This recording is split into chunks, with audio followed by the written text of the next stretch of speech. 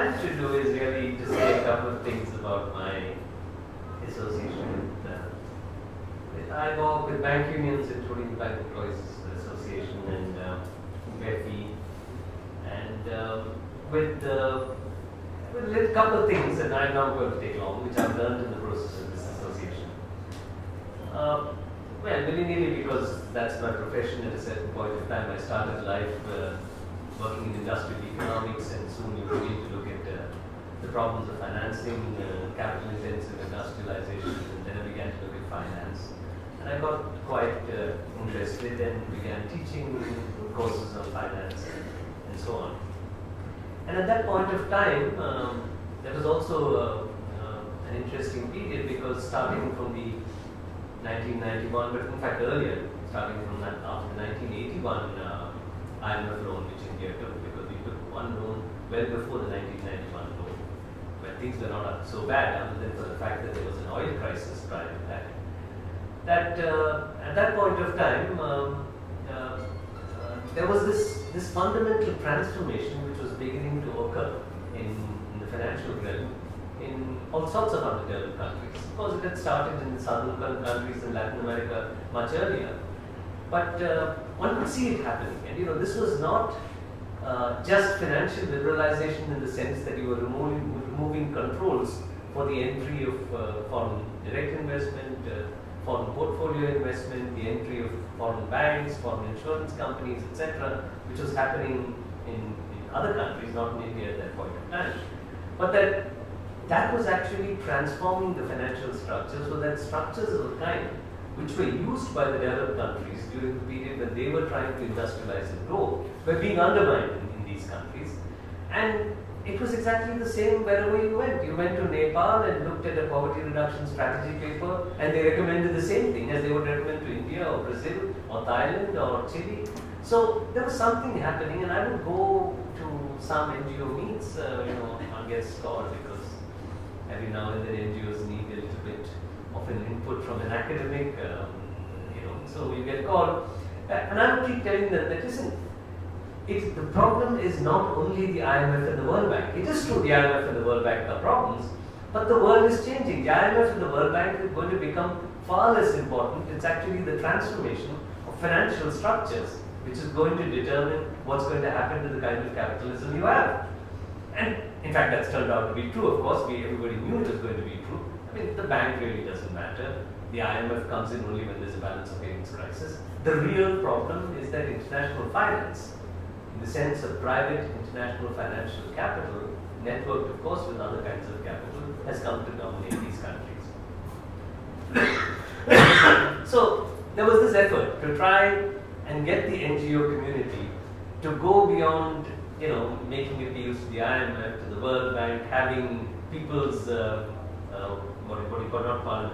people's courts to look at the kind of policies they were imposing on third world countries and so on, to try and get them to then move on, at least some of them whom I was associated with, to move on to looking at financial problems or the transformation of financial structures and the implications of that. And I wasn't successful.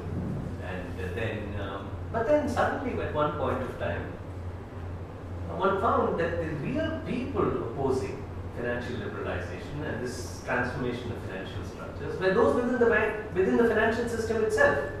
Of course, this was not true only of India. I mean, it was true in many other parts of the world. But in India, this was particularly strong because of the strong public banking tradition that got built up after 1969. And therefore, actually, the effort to try and get some support of people who actually matter, as opposed to a bunch of academics sitting in academic institutions, really seemed to bear fruit when one began to associate with employees and officers in the banking sector, and of course the insurance sector as well. Because in the insurance sector also we have a movement which has actually stood up quite significantly against liberalization in various forms. So as a result of that association, one of the things which happened was, I think it was 2006, some of us were approached by IBOC, the then IBOC. I didn't know Franco really. Well, I think I'd run into him as part of the People Science Network, but not really as part of the Confederation. And we were approached. In fact, we approached some Shukla Sahab. They wanted to bring in Prabhat Patnaik, Homi Bakshi. I was not all that young then, but definitely much younger than I was today. And they needed somebody to do the work. So they said, yeah, of course. They said, yeah, we contacted Chandrashekar also. Then they said, oh, then we'll be part of it. And this committee was formed, and we actually produced this report. At that time, the experience with IBOC was very different, because it was true, IBOC has a strand of radicalism, but it is a complex organization, one felt at that point of time. And it was a very different thing, because we also went from city to city, trying to actually get evidence as part of trying to prepare this report. And the way it would be organized, and the kind of people they want us to meet, etc., really depend on this complex structure. Well, that was done, and then much later, a few years down the line, this relationship continued. One has gone and addressed IBOC, BEFI, IDIA, unification in different places, etc. And suddenly we get this gentleman taking over IBOC, and then it all seemed very different. Firstly, they didn't call me comrade, they just called me Professor Chandrashekar. And then suddenly I had this gentleman, ringing me up and saying, comrade, I need to, talk to you, I need to come and meet you, I'll be landing in the airport, will you be in the office or will you be at home, etc., etc. And he really got us to do, which came much later, us to do another report or another study which was an extension or an update on the kind of study which we had done in 2006. But he would constantly get one to look at issues that maybe one would have got to look at, but maybe a little later, maybe one would have missed it. But he would say that, oh, there's this thing coming up, there's this bill, there's that change in policy, this is what the RBI circular says, etc., etc. And one ended up then looking at it, and because you looked at it, you wrote about it, and in some sense, I think I learned a lot because of the fact that we were pushed in, and subsequently also by Shyam, we were pushed into looking at things which maybe some of it we would have looked at, but maybe a lot of it we wouldn't have looked at, because you're doing many things, this is not the only area of research, etc. So it was a learning experience, not only for what we did for IBOC in the form of these reports, but it was also because of the fact that IBOC pushed us. And to conclude, what if I was just thinking, if one was to think of one kind of sort of, let's say, perspective which has come out of this interaction as opposed to maybe one's own efforts to try and understand these complex changes in the world of finance, I really think, when this interaction began, I could sense a difference, because if you're coming at it as an academic, if you're going to write about it, if you're going to lecture about it, if you go to classrooms and tell students about it, etc., you're always looking for a clear logic. You're always looking for a mechanism. You're always looking at being nuanced, and you don't want to say that, listen, I think there's a conspiracy out here. But the fact of the matter is, capitalism is the biggest con game in town. There is a deep conspiracy which goes on for all of these things. And in some sense, the questions, the way the question would be posed, the way the push would come, would make one think.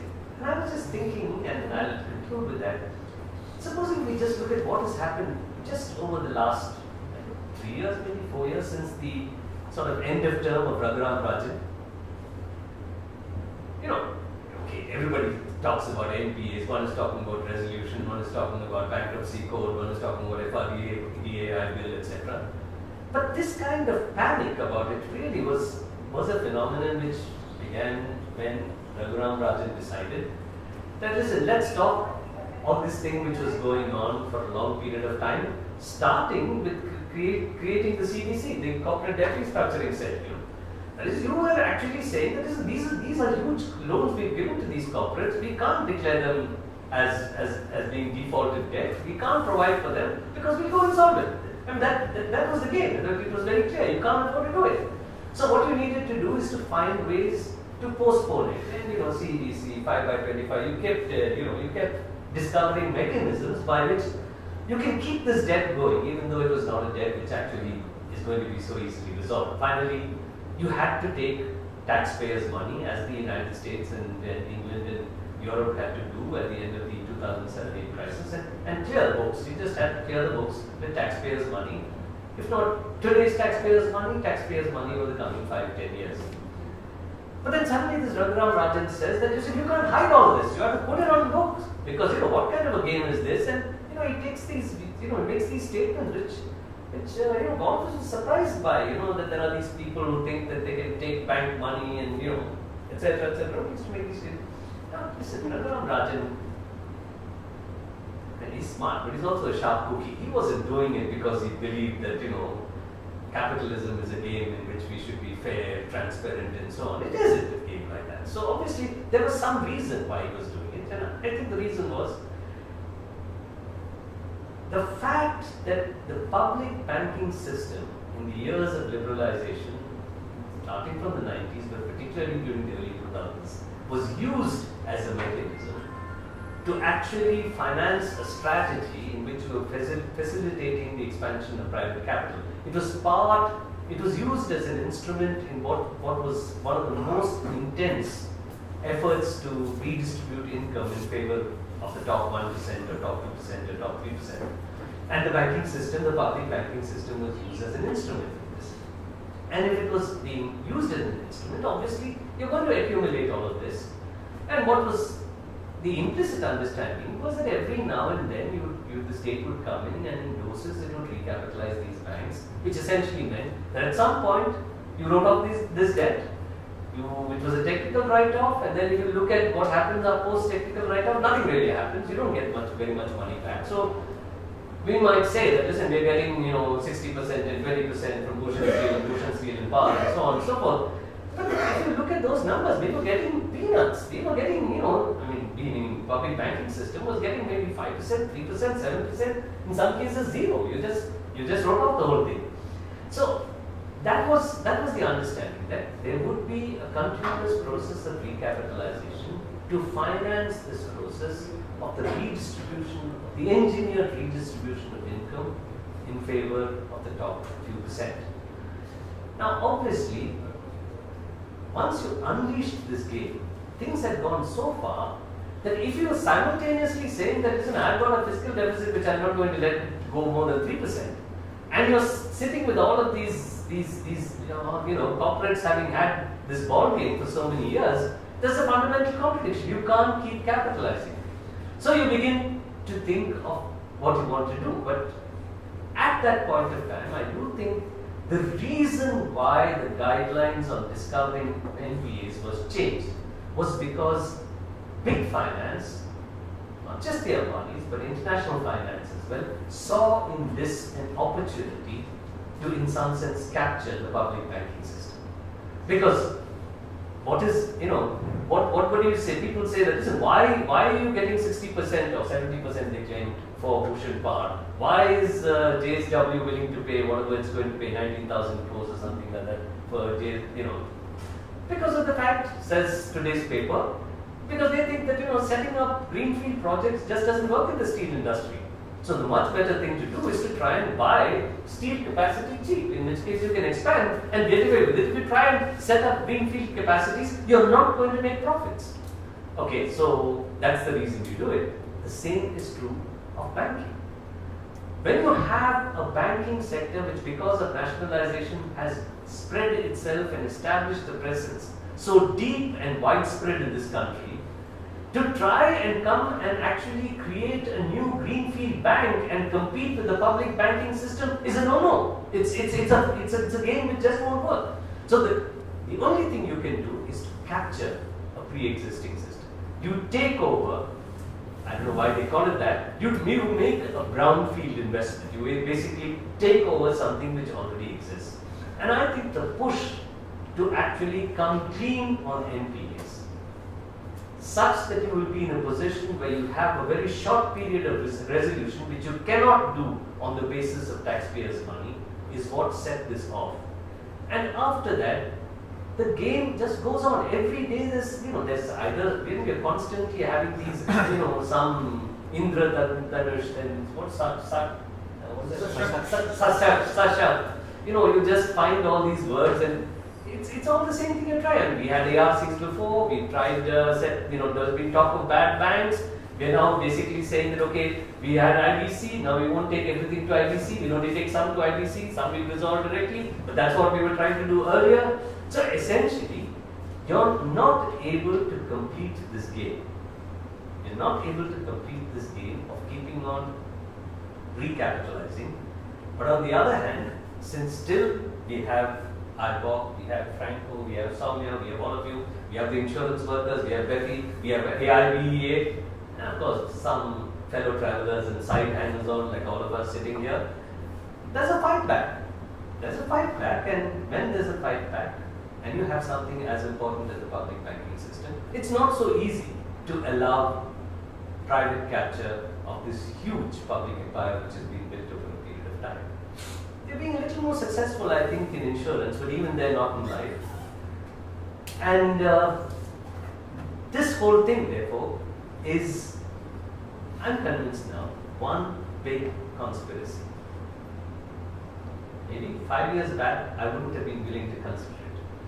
But having been converted into a comrade by Franco, I'm willing to consider that this is one big conspiracy. Thank you.